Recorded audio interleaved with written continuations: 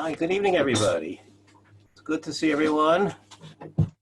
And tonight's topic is, does learning Torah have goals? And the subheading is men, women, and non-Jews. So I'm going to start first about non-Jews. Everybody knows non-Jews don't have a mitzvah to study Torah. It's not one of their 613 mitzvahs. And we also know that they're not allowed to learn Torah. We've been told that also. So how could there be goals, of learning Torah for a non-Jew? Okay, so firstly, there's two categories we have to work with. We have a category of learning Torah for the sake of fulfilling the mitzvah of learning Torah. And there's learning Torah for the sake of knowing what laws apply to me. Okay, I have to know the laws that apply to me. So let's discuss a second this concept of knowing the laws that apply to me. Okay, if I can't possibly keep whatever laws apply to me if I don't study those laws. I don't know them. I don't have to actively learn them. I could have know them already. I could have learned them previously. I could remember them and not forget them. All of those are definitely possibilities. Okay. So we mentioned that person who's not Jewish, okay, so technically speaking, they have no mitzvah to study the Torah, but they do have a lot of laws that they need to know the answers to. For example, they need to know all the laws of idol worship, because according to most authorities, there's no difference in halacha between a Jew and a non-Jew as far as all the laws of idol worship go. Whatever is avodah zarah, is idol worship for a Jew, is going to be idol worship for a non-Jew, and therefore implicit in that is to know all the laws that govern that. How can somebody fulfill these mitzvahs, right, if they don't know what the laws are? There's no way for them to observe, to fulfill these mitzvahs if they don't know that. So they're going to have to learn all these laws. They're going to have to learn all the laws about idol worship, which means that they're going to have to know what we call shituf, avodah zarah. We have to know about that. They have to know about, there's, that's one thing they have to know. So they have to know all about these laws, about what is the halachas of idol worship, what idol worship is permitted, obviously no idol worship is permitted, but what type of what we call shituf, which is praying to angels, praying to saints. All of this is called idol worship, and they're going to be responsible for knowing all of those laws. They also have to know all the laws about what's it called? About theft, and there's a huge number of halachas about using things without permission, taking things home from the office. All of these things have to be studied and have to be known. So, okay. So that's a part of what they all have to know. Now, included in this is they have to understand what the relationship between ourselves and Hashem is. We have a very interesting concept in Judaism. We know that God is one, which means that he's the ultimate one, which means that everything else that we use to say one is a borrowed expression from Hashem's being one. So Hashem is completely the only thing that is completely one. Everything else can be doubled, can be split. Kodesh Baruch Hu, none of that can be done with. Implicit in that is that HaKadosh Baruch Hu has no real emotions in the sense that we use the word emotions. He certainly has no parts, changes. He doesn't change from one day to the other. He doesn't change from one moment to the other. All of these things about HaKadosh Baruch Hu that we know are inherent to HaKadosh Baruch Hu's essence.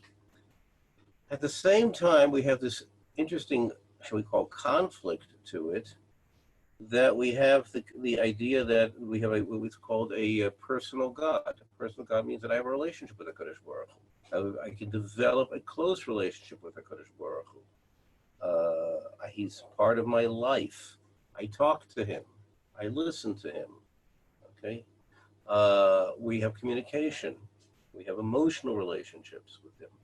So these are all very, very major factors in defining our relationship with HaKadosh Baruch Hu, much of which requires the need for having a deeper understanding, okay, of who HaKadosh Baruch Hu is.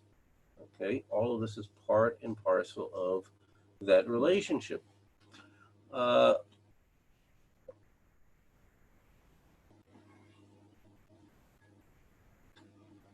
Now, part of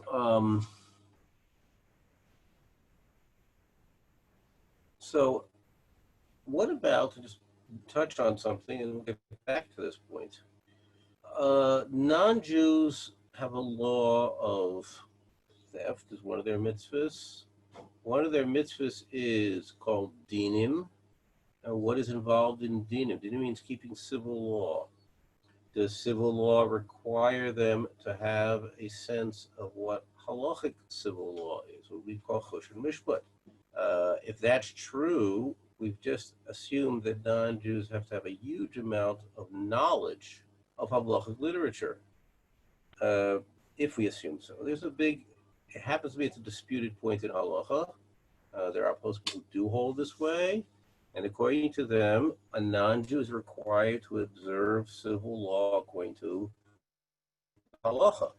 There are those who disagree with this, of course, and they feel that no, dinim means simply they shouldn't have a chaos among them. And if they decide on their own to establish a civil law practice, they can do that, and that's fine. That's acceptable also. Now, shifting gears here. We know that the Torah gave us a lot of Torah Shebiksav and much more Torah Shebal Peh, a written law and an oral law. We know that in the days of Rabbi Yehuda Hanassi, the Torah Shebal Peh was codified into a structure called the Mishnah. What existed before Rabbi Yehuda Hanassi's day? Prior to him. Prior to him, there also was, of course, a Torah Shebal Peh, and of course, there also was a Mishnah. If there was Mishnah in prior to his day, what did Rabbi Yehuda Hanassi do that didn't exist until his day? The answer is that there were two aspects of what Rabbi Yehuda Hanassi did was. He did create a standardized Mishnah. In other words, prior to Rabbi Yehuda Hanassi's day, each scholar, each Gadol B'Yisrael, each Tana, had his own text of the Mishnah. It was not something he taught as a written format. He had his own notes, which he had structured into his own structure of the Mishnah. Mishnah of Rabbi Meir, Mishnah of Rabbi Yehuda, Mishnah of Rabbi Akiva. And when he taught the Torah Shebal Peh to his Talmidim, his disciples, he taught it from his structure of the Mishnah. That's how he taught it. So in that sense, what Rabbi Yehuda Hanassi did was he took the structures of the previous Mishnayos, Rabbi Akiva, Rabbi Meir, etc., and it says that he primarily used Rabbi Meir's Mishnah, and from Rabbi Meir's Mishnah, with his own editing, he formatted a standardized structure to the Mishnah, which now became a standard accepted Mishnah format. Okay, so that was step one of what Rabbi Yehuda Hanassi did. Step two was Rabbi Yehuda Hanassi made a new novel idea. Prior to his day, Mishnayos was never taught from a written text. What happened was every great Talmud and Rebbe, Talmud Chacham, would learn the Mishnah initially. He would take his own private notes, write his own little notes and structures as to what his Mishnah was. He would write his own notes. And then he would use those notes, to remind himself periodically to review and make sure that he remembered everything 100% accurately. and from which to teach to his Talmidim. Now, Rabbi Yehuda Hanassi realized his day was right after the horrible Roman persecutions that had taken place, not just the destruction of the Beis Hamikdash, but after the destruction of Beitar, 50 years after the destruction of Beis Hamikdash. And there was a huge destruction, a huge Roman of everything, and it became very difficult for anyone to learn or study Torah. It became more difficult to teach Torah. And the major concern would be that their Torah could be completely lost in any structure format. And it's called in Chazal's jargon, Eis Lasos L'Hashem. At a time in which things are really difficult, we are allowed to take liberties with rules that otherwise are inviolate. So in this case, the halacha was, prior to this time, that you were not allowed to teach Mishnayos from a written text. Torah Sheba'al Peh was not allowed to be taught biksav. In other words, we have the oral Torah was not to be taught in writing, and the written Torah was not allowed to be taught orally. Okay, so the Torah Sheba'al Peh was meant to be taught as a oral lesson, not as a written lesson. Why would you say so? Well, there's many reasons that you could apply to it, but I'll give some very obvious ones. If you have to study something from a person, the only way to do it if you're not studying it from a text, you have to develop a relationship with that person.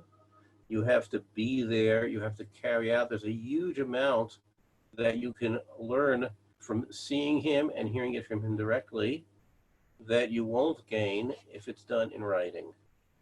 And it was certainly one of the ideas was that the learning of the Torah was not only just to teach the laws of the Torah, but to teach the atmosphere, the spirit, the concept, and have a Besorah from your Rebbe on it, the nuance, the feeling. All of this was included in what was meant as part of the learning of the Torah Sheba'al Peh. So all of this part of the Torah Sheba'al Peh, what Rabbi Yehuda Hanassi, the Rebbe, did was he introduced that the Mishnah could henceforth be written down and be taught in a written format, which means that the Rebbe figure, whoever it was, would teach the Mishnayos in front of them with a written text. The Talmidim would study it from a written text. So you have the result that Mishnayos were now at this point taught, not just orally, but also in writing. Now, I'm just going to point out something that many people assume and don't realize. Okay. Point one is, until this point, you were supposed to memorize the entire Mishnayos. You had your notes to refresh your memory with.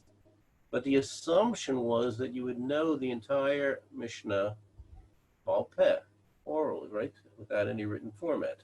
That was the expectation of what a person was supposed to do. You're supposed to know the whole Mishnah Ba'al Peh. The laws of what we call Gemara, which means the laws of Torah Sheba'al Peh past the Mishnah, the Tosefta, the Gemara, the Brisos, anything that became standardly accepted as the final halachic say without question or dispute. This is what the halachic conclusion was. All of this is part of the Torah Sheba'al Peh that everyone was supposed to know the halachos. This is part of the mitzvah of Talmud Torah that, shall we correct ourselves and say that men were required to do. When Rabbi Yehuda Hanassi put the Mishnayos into writing, he established that as a vehicle to make it easier for people to learn and study. In other words, if you were not fortunate enough to be able to get to a yeshiva, okay, where you could learn the Torah Sheba'al Peh from the Rebbe figure directly, okay, if you weren't so fortunate to do that, okay, but the halacha remains that you could now learn it from a written source. However, you still were supposed to commit it to memory. That hasn't changed. In other words, your requirement to study Torah Shabbal Peh still meant to memorize it. You had it available, a text to study it from. You had available a text to teach it from. You had available text readily available to review it. But it does not take away from the fact that the Torah Shabbal Peh's intention was to be memorized. Okay, can everyone do it? Perhaps not. Matter of fact, more likely not. But that doesn't mean that that's not the goal. So the goal was to have everybody know it Baal Peh. Now, I'm going to share with you a observation going back to a time of the Rishonim. We know that calculations in the Mishnah, the Mishnah has many places with mathematical calculations. Those mathematical calculations are estimates. Okay, the Mishnah does estimates. For example, the relationship between a radius and the circumference of a circle, which we call it as pi. Pi is not an exact figure. Well, I guess pi is an exact figure, but it's an irrational figure. You can even prove it mathematically that pi cannot be ever expressed in a fractional format. It can only be estimated in a fractional format. But the halacha, the Mishnayos always work with a calculation that pi is 3, or the ratio, accurately, let's call it the relationship between a radius and a circumference is 1 to 3. Sorry? Diameter to circumference is 1. Diameter, so thank you, right? Diameter is 1 to 3. The diameter circumference is 1 to 3. Now, that's clearly a very wide estimate, okay? Another place where this comes up is the diagonal of a square, okay? Now, we can demonstrate mathematically that the diagonal of a square is going to be, okay, if you give the value of the side of the square as 1, the diagonal of that square is going to be the square root of 2. And that's going to be the ratio, no matter what your square is, your value of your diagonal to that square, okay, is going to be at that ratio. In Gemara, it's now the square root of 2 is a little bit more than 7/5, or a little bit more than 1 2/5. And yet the Gemara or the Mishnah always works with the assumption that it's 1.4. In other words, it rounds it off. And why would the Mishnah be so inaccurate in these calculations? Now, there are two major answers, but I'm going to share with you one that the Tashbetz, who's the earliest source I know who discusses this issue, Rishon, he presents both approaches, as do many others, but I'm going to present to you the approach that he considers to be definitive, okay? And because the other approach is not germane to our topic, first of all, it's very germane to our understanding here. The Tashbetz says the reason why Chazal estimate, you work with the estimation that pi is approximately 3 and the square root of 2 is approximately 1.4, or 2/5 the size, the whole plus 2/5 the size of the side, is because most people have difficulty dealing with fractions. Actually, most people, many people. Your, shall we say, C student or your average E student has difficulty dealing with fractions, particularly in rational numbers. And if you keep it to a solid number, you do it at 3 or 4, it's easier for him to figure out what's going on. He'll have an idea. Now, Tashbetz says that that is not the halacha. The Mishnah's estimate of these numbers is not the halacha. The halacha is that the calculation has to be accurate. And he says when it's germane to determining a halachic issue, and it's many times germane, anything from figuring out the size of a sukkah to the dimensions of an eruv, to who knows whatever mentions of a halachos that talks about tumas olim. There's many cases where these calculations show up. The halachas should be determined on total accuracy. You know, Rav Paskin the Shaila is based on total accuracy. It's not based on these estimates. The estimates are a pedagogic means to make sure that the average student, the student who is not the most brilliant, he's not the one who's going to be your valedictorian, he's not going to be even your top A student, but he also has a mitzvah to know the entire Torah. And if you give it to him in a calculated fraction like this, or an estimate, let's say, which is easy to work with, he can work with 3, and he can work with 1 2/5. he will be able to make a calculation. You tell him that, like the sukkah is this much around, he can figure out, oh, that means it's this way. Okay, he'll understand what we're talking about, and he will gain educationally. Now, this Tashbetz is telling us an incredible principle.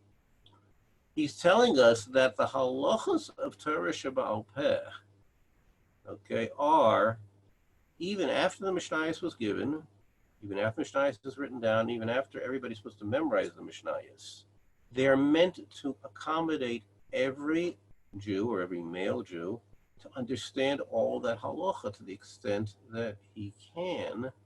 And we're going to almost oversimplify things. We're actually going to be estimating things to facilitate his being able to understand this and be able to know the halacha. We can't give him something that's beyond his comprehension, but we can give him something within his frame of reference, and he could go ahead and sweat on it, and he'll learn it, and he'll memorize it. This is clearly how the Tashbetz explains the principles of Torah Sheba'al Peh. So now, with this background, okay, the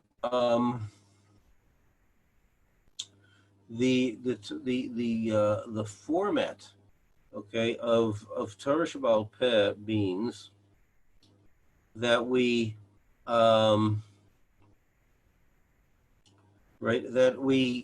everyone is supposed to know the Mishnah, but there's also a whole body of Torah called the Gemara. And the Gemara tells us that the goals of learning Torah are to spend a third of his Torah time learning Tanakh, Mikra, Bible, a third of it learning Mishnah, and a third of it learning Gemara. What does that mean? A third learning Mishnah, a third learning Gemara. So the Rambam understands, and I think this is accepted, that the concept of Mishnah means that which is a halachically accepted conclusion. And whatever is halachically accepted conclusion becomes part of our Torah Sheba'al Peh. And if it's part of our Torah Sheba'al Peh, okay, then the knowledge that we're inquiring for knowing Mishnah means to know all of that.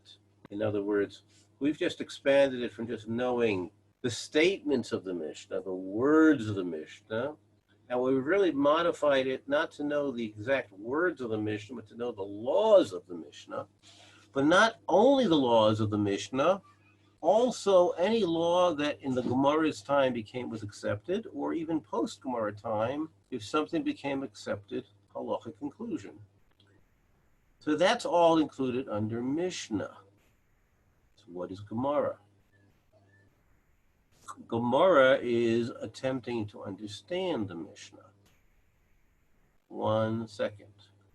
Attempting to understand the Mishnah means applying my head to seeing what other people have said to understand the Mishnah, applying my head to see if I can understand the Mishnah or the Gemara or the other Torah Sheba'al Peh. All of this, okay, all of that is part of what I'm trying to understand. Quick question. Is that a finite amount or an infinite amount?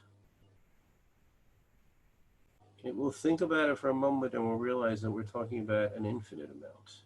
Because if I'm talking about all the possible ways that something could be understood or all the possible ideas behind it, that's not something we can place in finite terms. So what we basically have now understood that we are dealing with an amount of Torah learning that is infinite. Okay, now, there's one thing that we very quickly will realize. If there's an infinite amount of Torah learning out there, the Torah could not have required me to know it all. Because then the Torah would have required me to do something that is not possible to have done. A human being cannot possibly do anything infinite. We, by definition, can only do things that are finite. Only Hashem can do things that are infinite. We can only do things that are finite. Therefore, we reach the following conclusion, and we can prove this from sources that say it pretty much directly, but we can now show you logically, and then I'll go back and review this for those who've gotten confused by what we're saying, The written Torah we know is finite. Okay, we know that there are a certain number of psukim, a certain number of words in the Tanakh. There's Chumash, there's Navi, we know how much there is. The Mishnah itself is also finite. Okay. The Torah Baal Peh part, the Gemara part, is infinite. Now, the Mishnah part, okay, which is finite, the halachic idea of knowing the Mishnah was to know all those laws. That's what the requirement is, to know all those laws. The fact that I can refer back to a Mishnah, refer back to a Rambam, we're going to talk about the Rambam in a second also, okay, is true, but that doesn't, the requirement of knowing Torah is to know the finite conclusions of the halacha, okay, and that's included in my mitzvah of knowing Torah. Okay, now, next step. Obviously, Torah Shabbal, the Gemara part of Torah Shabbal Peh is infinite, and it can't be something I'm expected to know. So what is my observed requirement? My requirement is to study as much as I have energy and ability and time to gain as much understanding of that as I can. So what we now have discovered is a following very unusual idea. We have three separate aspects of the mitzvah of learning Torah, but the requirements of those three mitzvahs, or three aspects of it, are very different. In the case of the Torah Shebiksav, the written Torah, the requirement is to have studied it. There's no requirement to memorize it, remember, because that was meant to be in writing. And anything that was meant to be in writing, I have no requirement to memorize. So the requirement of knowing Torah Shebiksav, which is basically the knowledge to know Tanakh, is to be familiar with the Tanakh. Okay, be familiar with knowing what Tanakh says, have an idea what it says. Okay, that's the requirement. Finite, and no memory application necessarily. Just be familiar with it. The requirement of the Mishnah part of Torah Shabbal Peh is to know the halachic conclusions, even if they're not going to affect me. This is not just so I know how the halacha affects me. It's not just so I know what to daven in the daytime or what the laws of Shabbos are or what to do if if there's a problem in my kitchen. These are requirements for me to know even the details of halacha that applies to what the Sanhedrin does, which does not apply to me personally. Understanding of the laws in the Beis HaMikdash, right? The laws of Tub and Tara, those, and I'm supposed to know the concluding halachas of those. That's my requirement of knowing the facts of Torah Shabbal Peh, what we call the Mishnah, okay? And if we want to put another terminology, that would be to say that the Torah Shabbal Peh, right, is that step of Mishnah Torah Shabbal Peh is a memorization, basically. Memorization of laws and conclusions. Sounds pretty dry and boring. But that's not what the Gemara aspect of it is. The Gemara aspect of it is to try to understand it as best as I can. And that, by definition, is not a finite list. It's an infinite possibility that I can spend the rest of my life doing, and hopefully do spend the rest of my time doing, in trying to understand and grow in my mitzvah of Talmud Torah. So we have three clearly different definers, depending on what we are, what part of Torah we're discussing. Are we talking about the written Torah, the Mishnah part of the Oral Torah, or the Gemara part of the Oral Torah? The way we're using the word Mishnah Gemara now, not exactly defining the book called the Mishnah or the books called the Gemara. Okay, that's background. Now, so women can now breathe a sigh of relief, and the men can be very agitated, if they will, because they're now realizing that, hey, this responsibility of knowing the Torah and learning mitzvahs Torah is quite extensive. I may not have realized it was so extensive. I thought it was just said, okay, I'll spend a few minutes every day learning. And there is such a requirement, because the halacha requires that even if someone is extremely busy, there's a concept that he has to spend some time every day being kovei itim Torah, sometime in the daytime, sometime in the evening, that is inviolate time that he spends studying Torah. And the idea is he divides that time, if necessary, between his Tanakh learning, his Mishnah learning, and his Gemara learning. In other words, some of it he may spend in his written Torah, some of it he may spend in knowing halachas of the Torah, and some of it he spends in understanding that Torah. Okay, the Mishnah part, knowing the halachos. Okay, once he knows all the halachos, so then he just spends a little bit of time reviewing them. And once he's very familiar with all of Tanakh, he'll spend some time reviewing it. And he'll spend all his time growing and understanding this Torah greater and greater, more and more. And that will be his growth in Torah, right? Shabal Peh of the Gemara aspect. Now, what's a woman's goal, woman's role in this mitzvah? Well, the mitzvah of Talmud Torah is not a requirement for a woman. In other words, we have 613 mitzvahs. No one person was ever required to observe all 613 mitzvahs. This can be proved very easily. Some mitzvahs apply to men and don't apply to women. Some mitzvahs apply to women and not to men. Some mitzvahs apply to Kohanim and not to anybody else. Some mitzvahs can't apply to Kohanim. So some mitzvahs are collective. They're really mitzvahs on the whole Jewish people, not on an individual. So the 613 mitzvahs are a relationship of the whole Jewish people to Hashem and to his Torah. And each individual, Kohen or non-Kohen, man or woman, communal or individual, etc., has mitzvahs that their neshama requires. Their neshama needs that as its oxygen. So, a man's oxygen requires the mitzvah of Torah learning, which means that if a man isn't learning Torah on a regular basis, not learning Torah when he can, right, he's depriving himself of spiritual oxygen. There's a certain lack of health that's going on in his cells because of it. A woman, on the other hand, doesn't have such that as a mitzvah to study inherently, but she does have a requirement to know all the laws that apply to her. So she definitely has to know those laws, whether the laws of Shabbos, laws of Kashrus, whatever other law, all other laws that apply to her. She definitely needs to know the laws that we talked about at the very beginning about Avodah Zarah, even though she doesn't intend to worship idols ever. But she should have a background of understanding what it is that we accept in Torah, what's my requirement.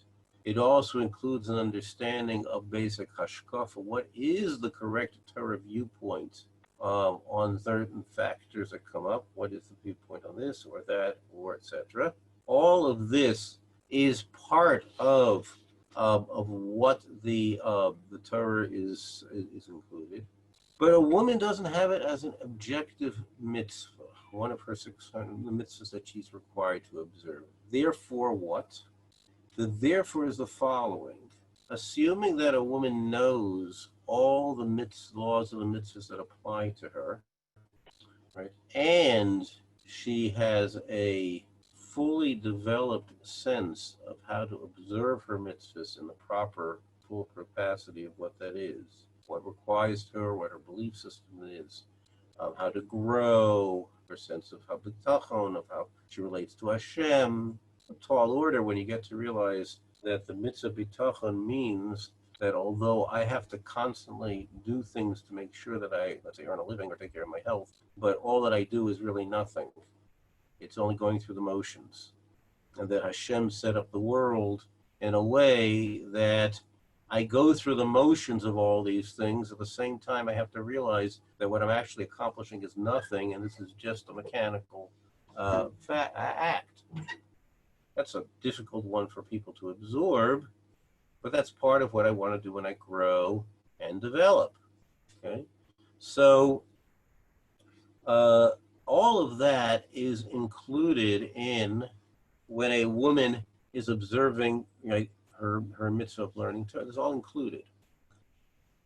If she has all her ideas straight. Everything is there. She knows the laws, she knows hashkafas, and she doesn't feel a need to grow in that direction. In other words, she'll grow through other methods in her relationship with Hashem, through chesed, right? Through whatever else it might be. She has no technical requirement to study Torah.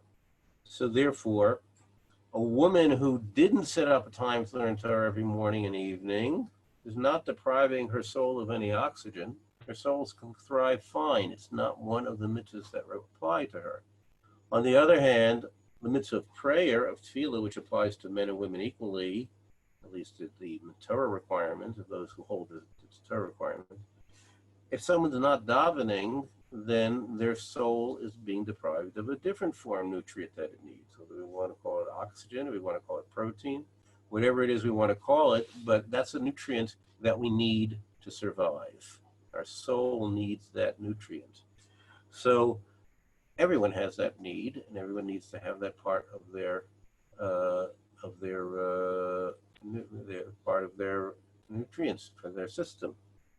Okay.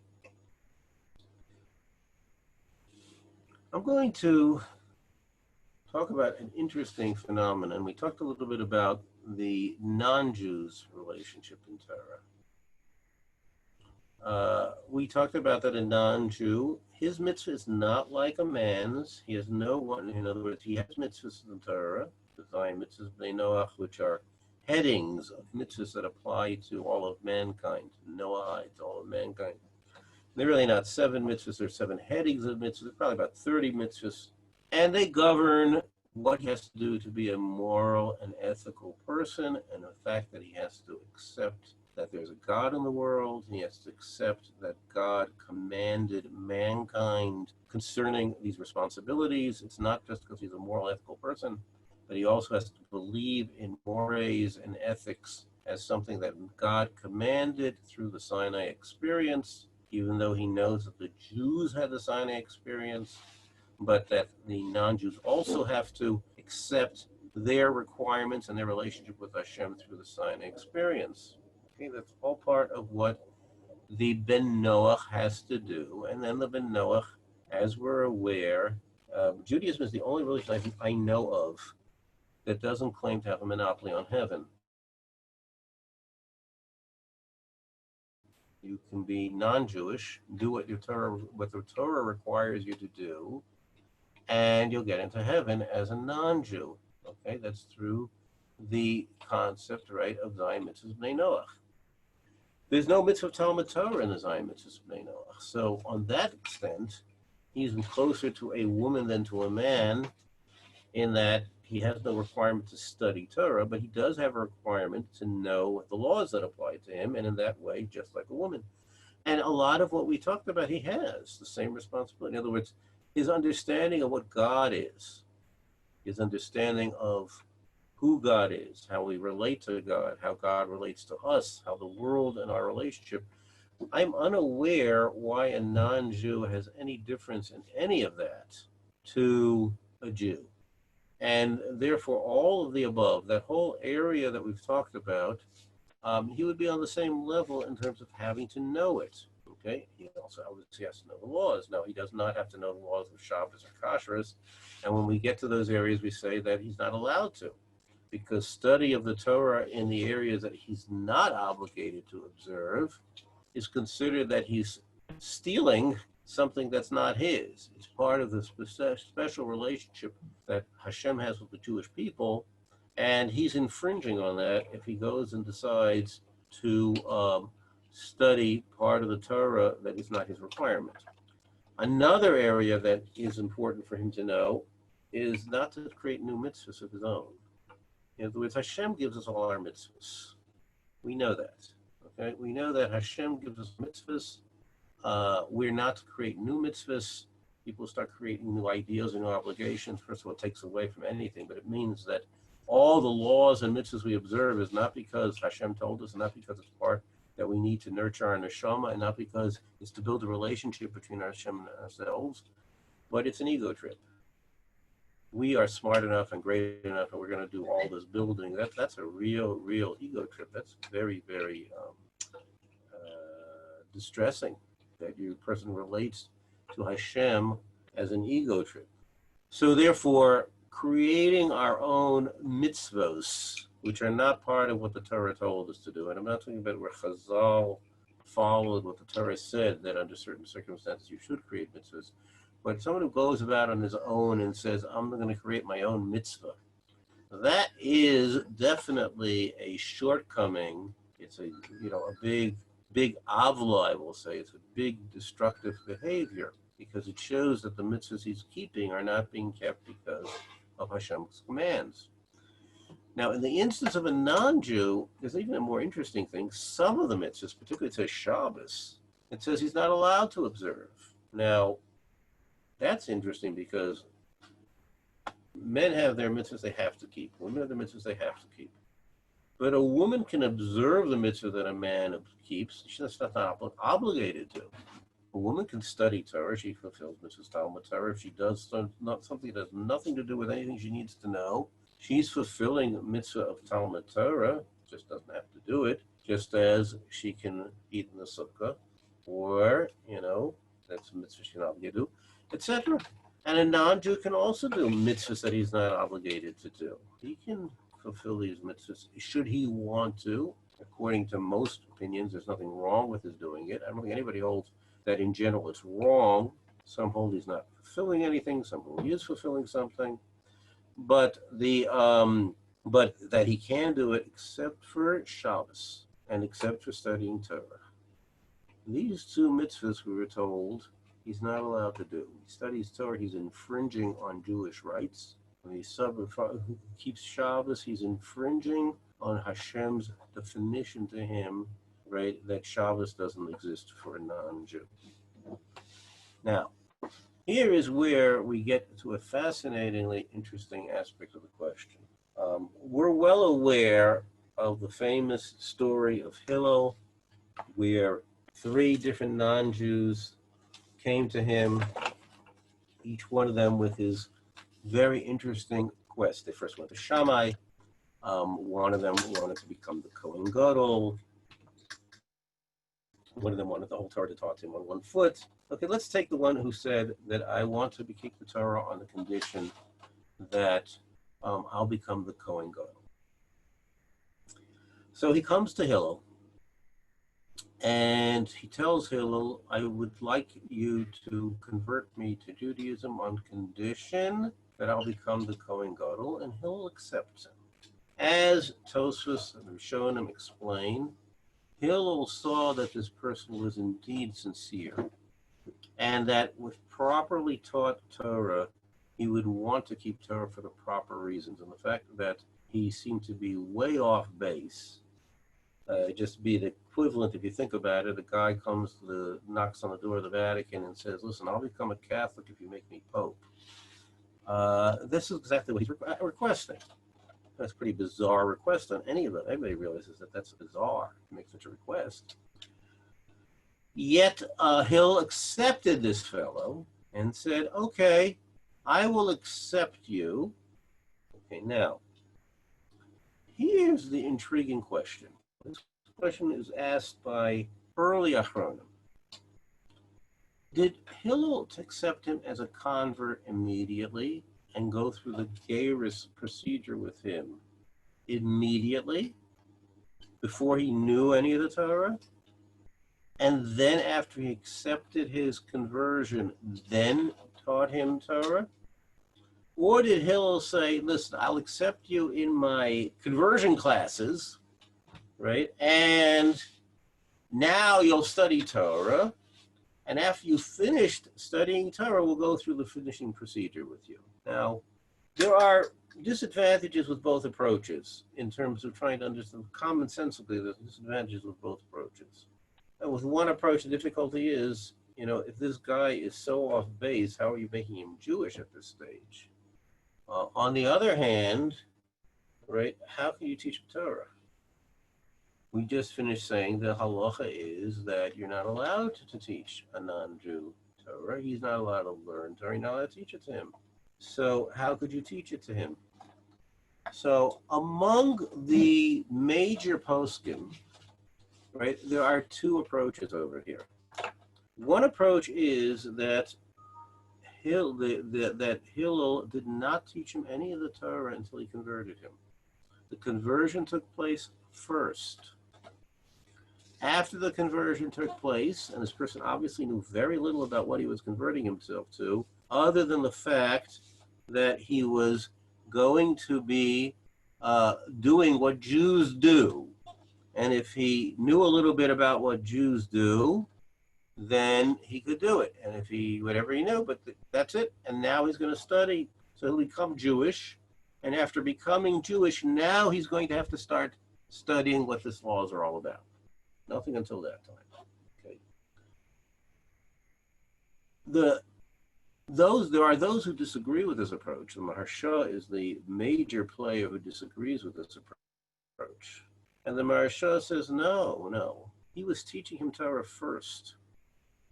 And the Maharsha introduces a new idea that someone who wants to be converted to Judaism is allowed to be taught the whole Torah, anything that they're going to need to know. You can teach it to them already, so that when they become Jewish, they're now in a position to fulfill all the mitzvahs.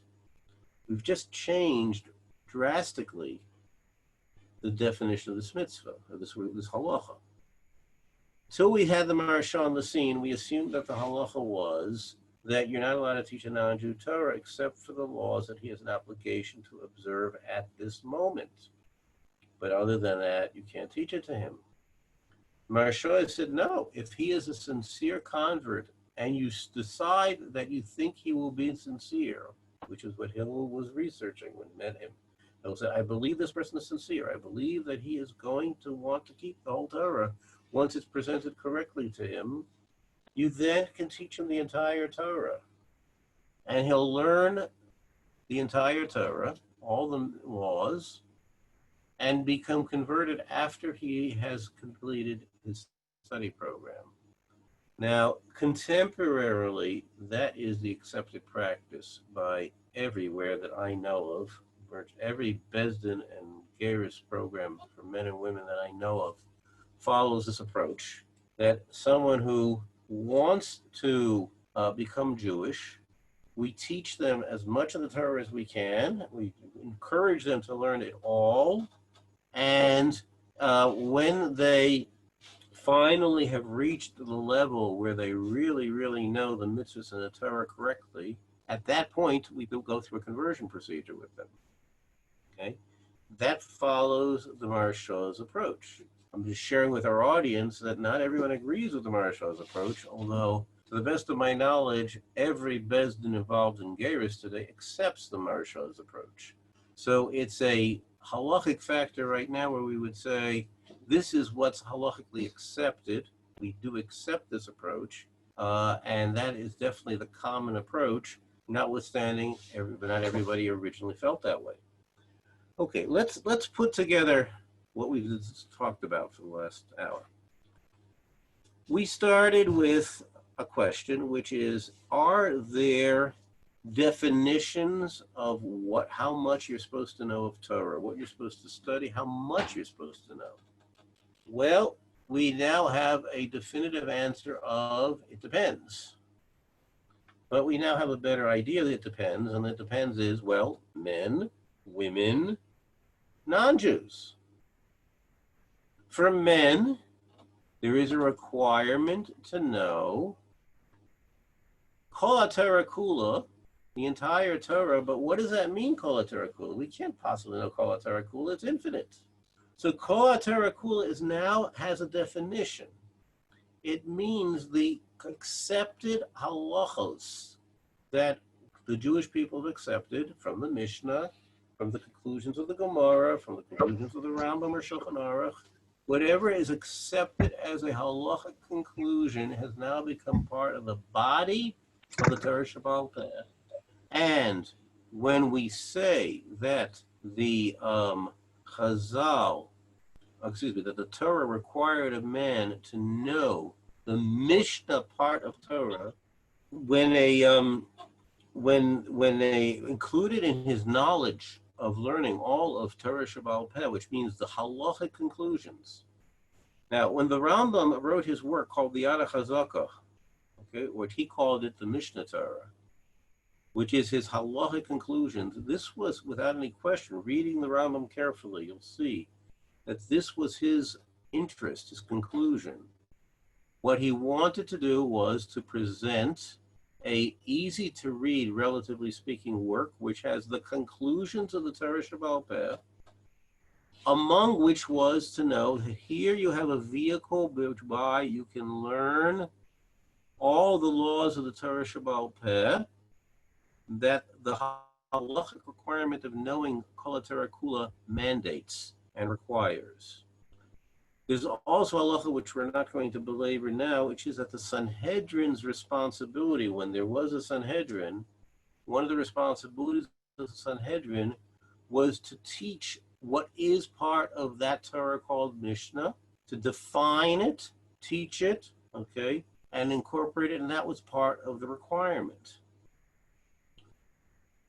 There's also a requirement in Mitzvah Talmud Torah called Gemara, which is each individual to do as best as he can, understand what he already knows, understand the ideas, the ramifications of what I'm learning, the reasons for it, the applications of it. It also includes understanding Medrash and other extended ideas of Torah. All of this is part of it. When we define a woman's role in Torah, it's not within the framework of having a special mitzvah. Okay, her neshama doesn't need that mitzvah. It's not one of the mitzvahs she's required to. But she does need to know what she has to do in Torah, and that requires her to know and observe, but know in order to observe the laws that apply to her, the hashkafa that applies to her, knowing how to react and how to understand what Torah is. And that is her responsibility as far as knowing and understanding Torah. When we talk about a non-Jew, so that last aspect the non-Jew definitely has.